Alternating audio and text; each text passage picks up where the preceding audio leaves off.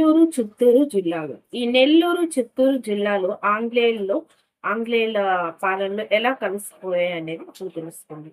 అయితే రెండవ కర్ణాటక యుద్ధం తర్వాత మనకి 1802లో ఈ ప్రాంతం మహమ్మద్ అలీ పాలనలోకి రావడం జరిగింది. మహమ్మద్ అలీ యొక్క పాలనలోకి రావడం జరిగింది. సో, అలా వచ్చినప్పుడు 4 మైసూర్ యుద్ధంలో కర్ణాటక నవాబ్ అయినటువంటి టిప్పు సుల్తాన్ సహాయపడ్డాడనే నెపంతో ఆంగ్లేయులు ఆ ప్రాంతంపై దండెత్తి ఆక్రమించాడు. Very important. టిప్పు సుల్తాన్ మీదున్న కోపంతో ఈ నెల్లూరు, చిత్తూరు జిల్లాలపై ఆంగ్లేయులు దండెత్తడం జరిగింది. అయితే 1796లో మహమ్మద్ అలీ